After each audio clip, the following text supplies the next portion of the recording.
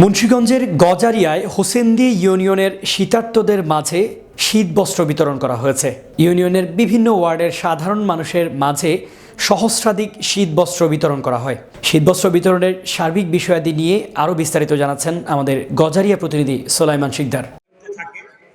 তবে বিভেদের রাজনীতি, বিভক্ত রাজনীতি শীতার্তদের মাঝে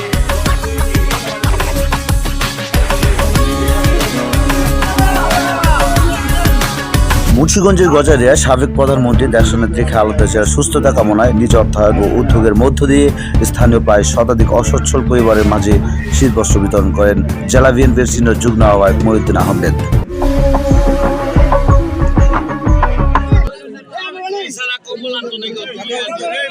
আজ শনিবার সকালে হোসেন্দি ইউনিয়নে আনুষ্ঠানিকভাবে এই শীতবস্ত্র বিতরণ করা হয়।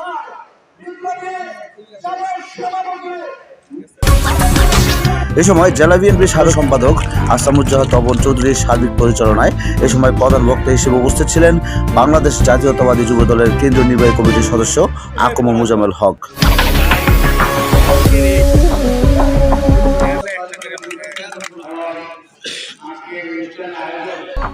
বিশেষ অতিথি উপজেলা বিএনপির আহ্বায়ক সৈয়দ সিদ্দিক উল্লাহ ফরিদ। সবাই মহিউদ্দিন সমর্থিত বিএনপি নেতৃবৃন্দ বলেন, মুন্সিগঞ্জ 3 আসনে জনপ্রিয়তা এগিয়ে থাকা মহিউদ্দিন এই অঞ্চলের সাধারণ মানুষের পাশে সবসময় থাকে।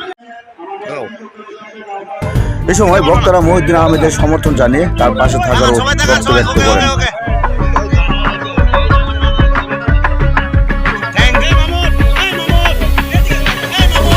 এ সময় অন্যান্যদের মাঝে আরও উপস্থিত ছিলেন সাবেক বিএনপির সভাপতি প্রফেসর গিয়াসউদ্দিন, গজারিয়া থানা বিএনপির যুগ্ম আহ্বায়ক আহসানুল্লাহ, আব্দুল হাই সাহেবের ছোট ভাই আব্দুল মতিন, কেন্দ্রীয় ছাত্র দলের সাধারণ সম্পাদক বাইজিদ শ্রাবণ, যুব দলের সাবেক যুগ্ম সাধারণ সম্পাদক হেলালুদ্দিন ভূঁইয়া, বালুকান্দি ইউনিয়নের কৃষক দলের সাবেক সভাপতি হালিম মোল্লা, ছাত্রদল নেতা মুন্না, ইপু, জহির হক প্রমুখ। সবশেষে অসচ্ছল মানুষের মাঝে কম্বল বিতরণ করার পাশাপাশি ঐক্যবদ্ধ হয়ে মুন্সিগঞ্জ 3 আসনে বিএনপিকে বিপুল ভোটে জয়লাভ করার প্রতিশ্রুতি দেন।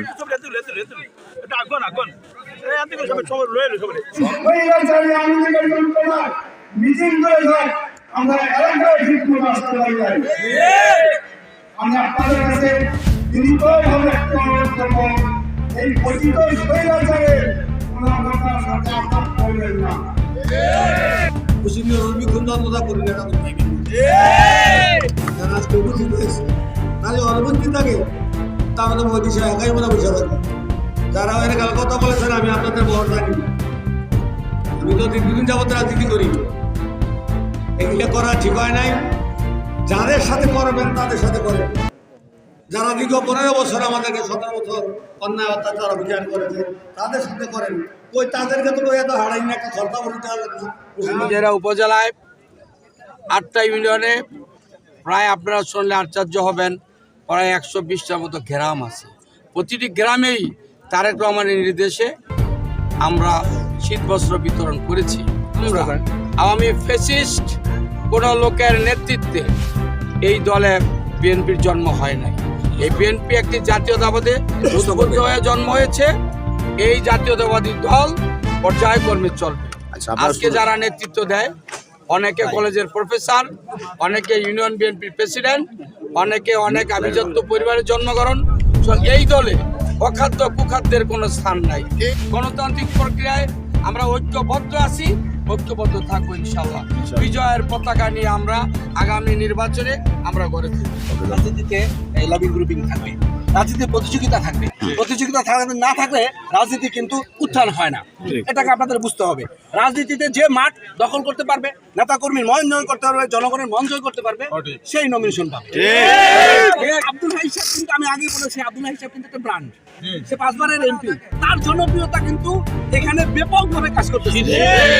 মহিউদ্দিন ভাই কিন্তু 70% এমনি আগিয়ে রয়েছে। কি কথা বলছেন যে যদি নমিনেশন না পায়, যদি এখানে নাই, ইনশাআল্লাহ পাবেই পাবে।